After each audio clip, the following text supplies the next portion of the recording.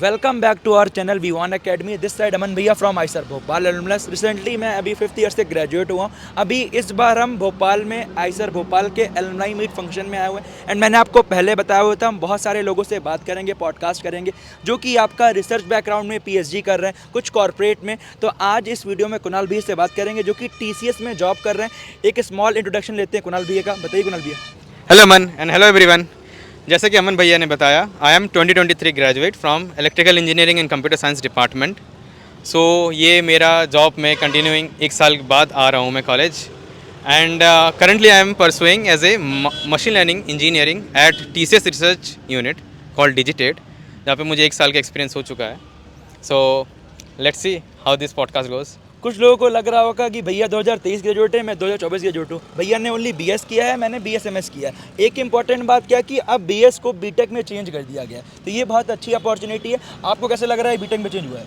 ये बहुत ही अच्छी अपॉर्चुनिटी है, क्योंकि पहले क्या होता था ना, BSMS में लोगों को समझ नहीं आता था BSMS BTech MTech क्या डिफरेंस है। एक्चुअली हमें कॉलेज के स्टूडेंट है, हमें पता है दोनों इक्विवेलेंट है एज पर एज, क्योंकि US नॉर्म्स में BSMS ही चलता आ रहा था, इंडिया में BTech करते हैं। तो अभी ये हमारे कॉलेज की तरफ से जो किया गया है बहुत अच्छी बात है, आने वाले स्टूडेंट्स को बहुत अच्छा लाभ होगा। अब गवर्नमेंट अपॉर्चुनिटीज़ में आप जाओगे तो BTech MTech क्लियरली वो डिग्री दिखेगा आपका। तो जिन लोगों ने अभी तक चैनल को सब्सक्राइब नहीं किया कर लीजिएगा, क्योंकि आप जानते होंगे अभी से लेके जब तक कॉलेज नहीं मिलेगा, कॉलेज मिलने के बाद भी आपको पूरा आखिरी तक गाइड कर रहे होंगे। सब्सक्राइब नहीं किया कर लीजिएगा। एंड जो लोग टेस्ट सीरीज चाहते हैं, आइसर की, नेस्ट की, स्टेट इंजीनियरिंग एग्जाम की, लिंक डिस्क्रिप्शन में दिया गया है। टेस्ट सीरीज का कोड यूज़ कीजिएगा V1, आपको मैक्सिमम डिस्काउंट मिल जाएगा। तो ज़रूर जाके चेकआउट कीजिएगा, हमने आपके लिए बनाई है। आइए और डिस्कस करेंगे, बहुत सारी बातें करेंगे कि भैया को जॉब कैसे मिली एंड साथ ही में उनका आइसर का सफ़र कैसा रहा।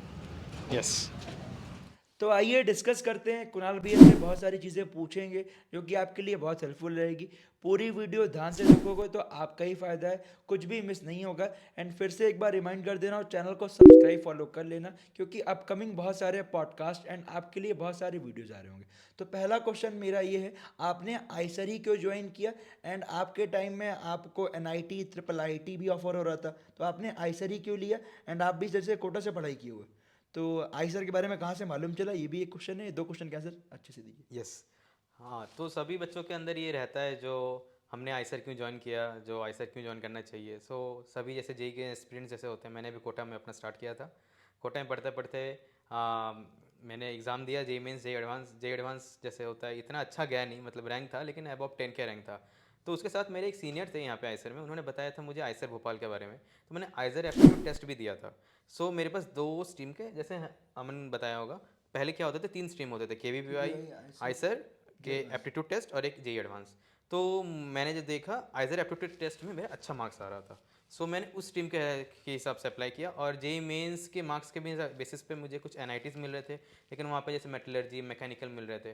तो यहाँ पे जैसे नया इंजीनियरिंग डिपार्टमेंट खुला था, तो मैंने उसके लिए फिर आइसर को चूज़ किया। जो पढ़ेंगे तो कुछ कंप्यूटर साइंस रिलेटेड ही पढ़ना था, मेरे को इंटरेस्ट था उस चीज़ में, तो इसीलिए मैंने फिर यहाँ पे स्टार्ट किया।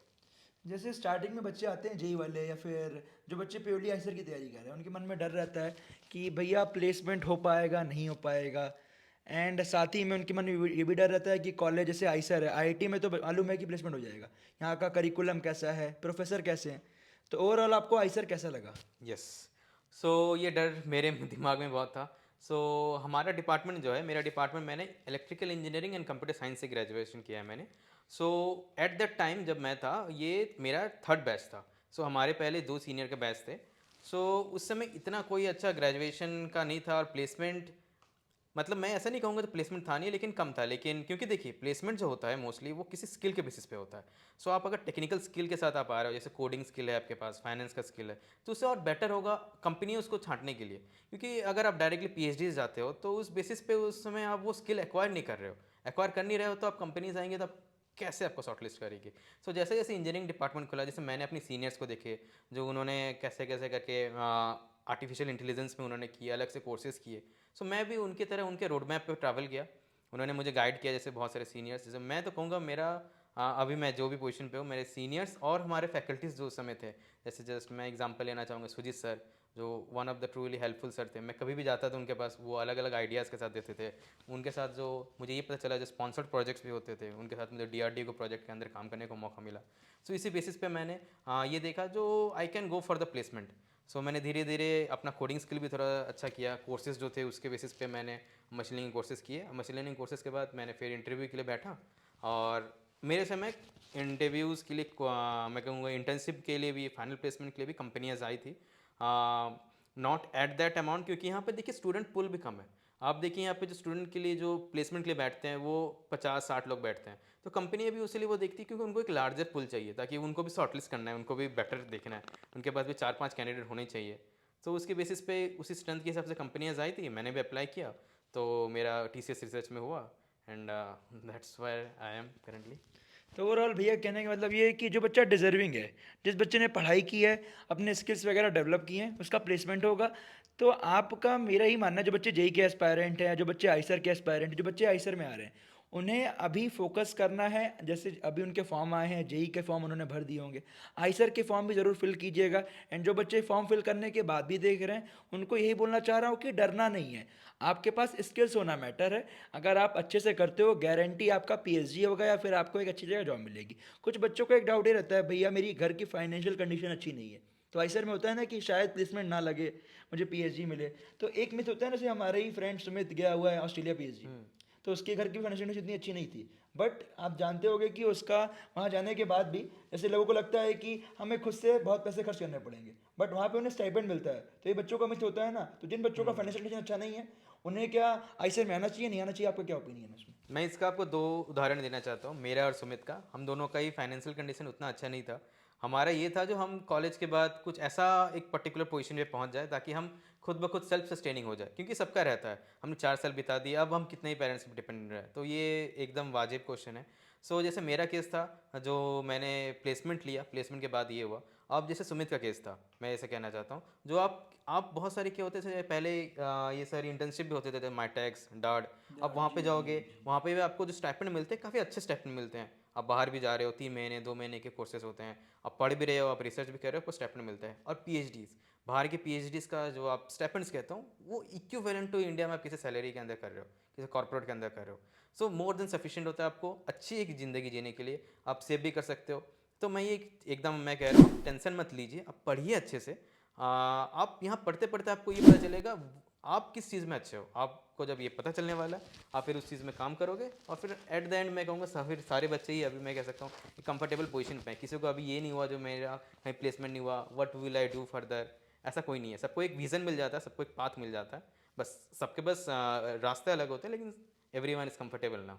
तो मेरा एक ये बोलना है कि जो बच्चे तैयारी कर रहे हैं, आप फॉर्म ज़रूर भरिएगा, क्योंकि फॉर्म भरने में उतने पैसे नहीं लगते हैं। मान लीजिए आपका एनआईटी ट्रिपल आईटी की फीस भी ज़्यादा है उधर, तो एनआईटी ट्रिपल आईटी में नहीं हुआ, तो आइसर एक ऑप्शन रहेगा, और आइसर एक बेस्ट ऑप्शन है। तो अगर मान लीजिए option A B C D E 4-5 option रहेंगे, तो आप आखिरी में कॉलेज चूज़ कर सकते हो। और कॉलेज के लिए परेशान मत होना, आपके भैया आपके साथ हैं, उसके लिए आप टेंशन मत लीजिएगा।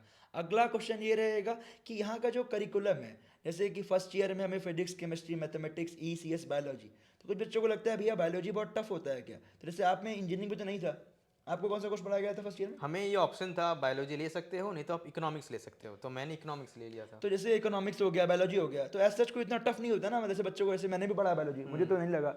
तो बच्चों को लगता है ना कि हाँ आइसर में बायोलॉजी पढ़ाया जा रहा है, तो ये क्या हो रहा है, मतलब हम कर पाएंगे, होता है ना डर। तो उसका ओवरऑल आपका क्या एक्सपीरियंस रहा जैसे देखो डर तो रहता है, लेकिन आप ये देखिए ना, अब यहाँ पे फैकल्टीज बहुत अच्छे हैं, सारे कोर्सेज सारे बच्चे पढ़ रहे हैं, ऐसा कुछ नहीं होगा हाँ आपको वो मेडिकल वाले कोर्सेज आप पढ़ रहे हो, बायोलॉजी पढ़ रहे हो, तो आपको डरने की बात नहीं है, आपके सारे फ्रेंड्स भी पढ़ रहे हैं, मैथ्स बैकग्राउंड वाले बच्चे ही पढ़ रहे हैं। कोर्स करिकुलम मैं कहूँगा वन ऑफ द बेस्ट, क्योंकि यहाँ के जो कोर्सेज होते हैं वो इंटरनेशनली और नेशनली जो एकेडमिक काउंसिल होती है उनके थ्रू प्रेस्क्राइब होती है। जैसे मैं अपना मैं कहूँ, मैंने almost every courses of electrical engineering और कंप्यूटर साइंस मैंने कवर की, along with that data science के कोर्सेज भी किए। सो मैं कहूँ कोर्सेज में कोई यहाँ पे मैं कह सकता हूँ कमी नहीं है, आप जो कोर्सेज करना चाहते हो वो कर सकते हो। और एक बहुत अच्छा है यहाँ पे इंटरडिसिप्लिनरी, आप इकोनॉमिक्स के होकर भी बायोलॉजी पढ़ सकते हो, केमिस्ट्री के होकर भी आप इंजीनियरिंग साइंस के कोर्सेज कर सकते हो। सो मैं कहूँगा कोर्सेज के लिए one of the best institute है ऑल ओवर इंडिया। जो कोर्स आपका था, जैसे आपने बीएस किया हुआ है, अब वो बीटेक और एमटेक में चेंज हो गया है, तो वो आपको कैसा लग रहा है, मतलब उससे क्या बेनिफिट रहेगा बच्चों को? यस, ये हमारे समय में मुझे भी बहुत डाउट था, जो सर हमारा ही कोर्सेज तो बीएस है, लेकिन ऑल ओवर इंडिया तो बीटेक कहते हैं इस चीज़ को। तो एक्चुअली क्या होता है, बीएस जो कोर्स है वो इंटरनेशनली कोर्स है, बैचलर्स ऑफ साइंस। इंडिया में उसको बीटेक बीई कहते हैं कहीं पे, और बीएस।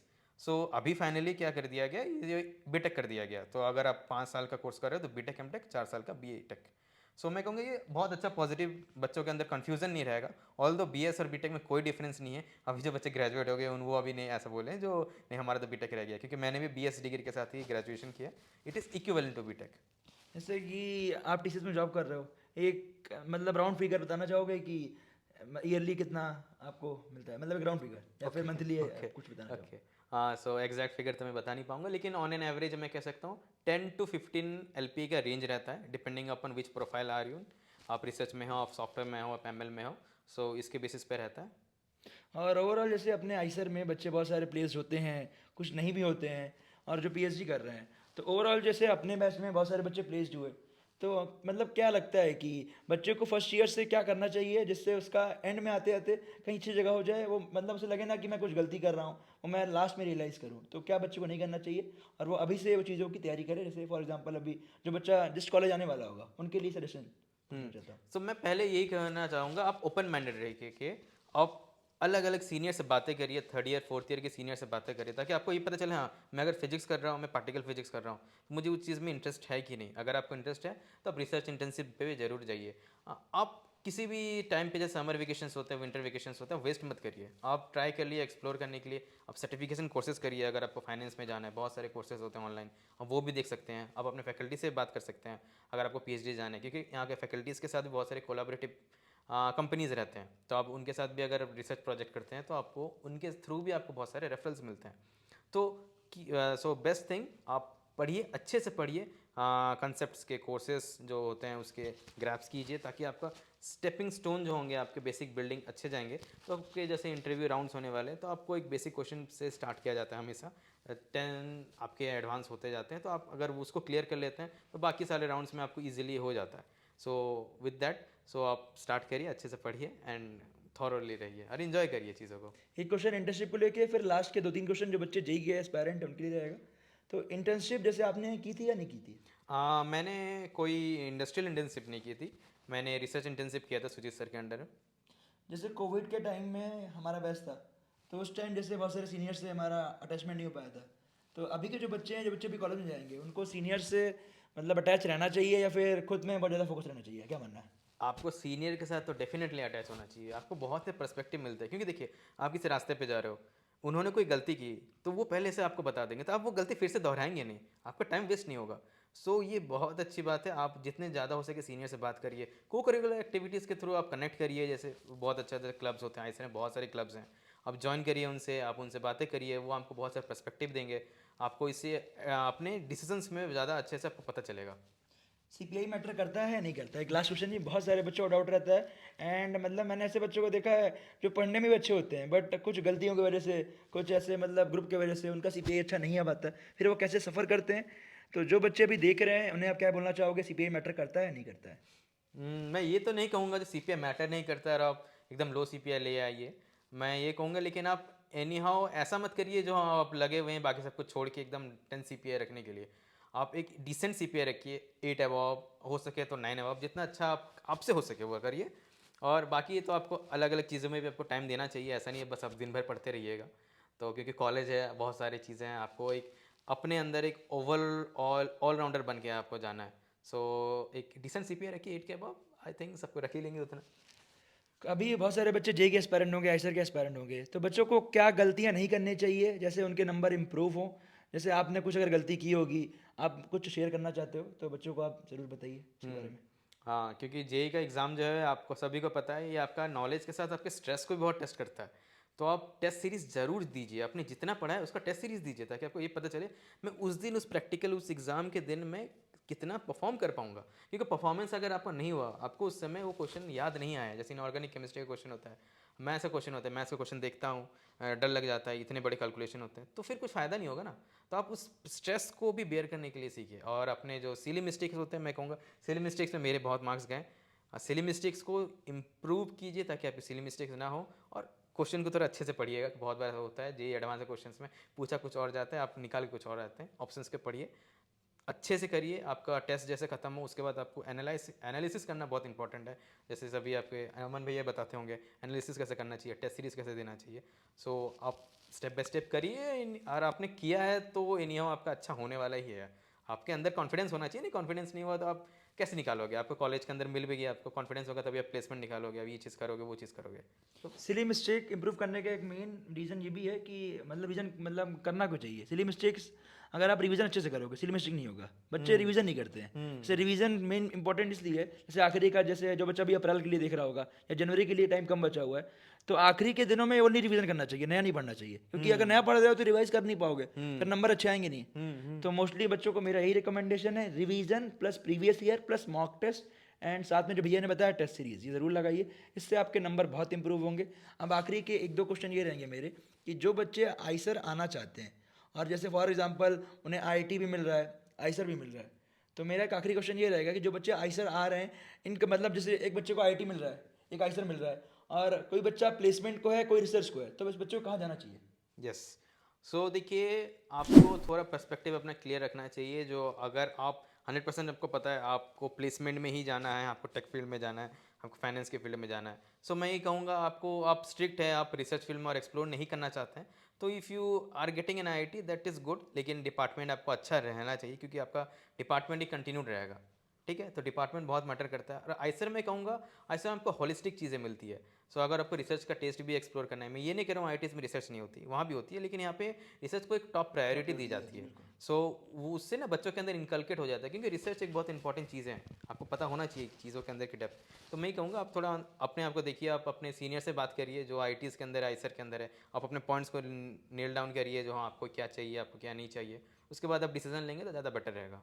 एक आखिरी क्वेश्चन सभी बच्चों के लिए, मतलब होता है ना कि हमारे टाइम में बहुत सारे ऐसे बच्चे थे जिनका सिलेक्शन नहीं हो पाता है, जैसे अभी भी बहुत सारे बच्चे तैयारी कर रहे हैं, एक फिक्स नंबर ऑफ सीट्स, चाहे वो आईआईटी हो, एनआईटी हो, triple IIT, IIT, IISER, RGIPT, IST, जितने भी कॉलेजेस हैं, तो अगर किसी बच्चे ने अच्छे से पढ़ाई की, उसका सिलेक्शन नहीं हो पाया, तो बच्चे बहुत सारे होता है ना कि कुछ गलत स्टेप ले लेते हैं, तो उन बच्चों को आप क्या कहना चाहते हो कि लाइफ तो बहुत बड़ी है, एक चीज़ से तो उनका चीज़ें होगी नहीं, तो क्या उन्हें बोलना चाहोगे कि आप कि ऐसी चीज़ें ना करें जैसे उनकी फैमिली वाले भी होते हैं? तो आपका क्या मानना है कि मतलब जैसे आईसर और बच्चा आईटी में आ रहा है, कहीं आ रहा है, वो एक इसका स्टेप है, बट सारी चीज़ तो वो नहीं है। जैसे बहुत सारे बच्चे आपकी कंपनी में भी होंगे कि जो एक थर्ड टायर 3 कॉलेज से आए हैं अच्छी जगह पे, तो आप उन बच्चों को क्या बोलना चाहोगे, क्या देना चाहोगे सजेशन कि वो और लाइफ में अच्छा करें? यस, ये बहुत इंपॉर्टेंट क्वेश्चन है ये, क्योंकि बच्चे ना बहुत बार क्या होता है, अंडर कॉन्फिडेंट हो जाता है अपने जीवन भर के लिए, क्योंकि उनको लगता है मैं अगर आईआईटी नहीं जा पाता हूँ, उसके बाद अगर टायर 3 कॉलेज जाते हैं, उनको लगता है मैं हमेशा ही लोगों से पीछे हूँ। लेकिन आप पहले से आप खुद को मान लोगे तो कैसे होने वाला है? मैंने जैसे बताया था, you have to be confident. अगर आप कॉन्फिडेंट नहीं है तो आप आगे की लाइफ में बहुत कुछ है। एक एग्जाम में मैं जानता हूँ, एक पेपर आपका, मैं ये कहूँगा नहीं जो आपका पेपर डिसाइड नहीं कर देता सब कुछ, लेकिन मैं ये कहूँगा आपने अगर पढ़ाई की है, वो पढ़ाई बहुत मैटर करता है। आपने जो पढ़ा है, वो स्किल्स जो आपने एक्वायर किया है 2 साल 3 साल जो जेईई में, वो कहीं नहीं जाने वाला, वो आपके साथ कंटिन्यू रहेगा। आप फ्यूचर में और भी एग्ज़ाम्स हैं और भी बहुत कुछ है, ज़रूरी नहीं है आपका बस आईआईटी निकला या फिर आइजर निकला तभी आपका सब कुछ सही है, उसके बाद कुछ नहीं, क्योंकि मेहनत तो आपको इसके बाद भी करनी होती है। अगर आप वो भूल जाओगे तो आपको प्लेसमेंट के समय अब दिक्कत होगी, जॉब के समय दिक्कत होगी, पीएचडी करने के समय दिक्कत होगी। तो आपको एक हार्ड वर्किंग और फाइट बैक करने का स्पिरिट आपके अंदर होना चाहिए। सो मैं वही कहना चाहता हूँ। और आप अपने पेरेंट्स से बात करिए, क्योंकि your life is not only your, क्योंकि आपको ये भी देखना पड़ेगा, क्योंकि आपके पेरेंट्स भी आप पे बहुत फेथ रखे हैं।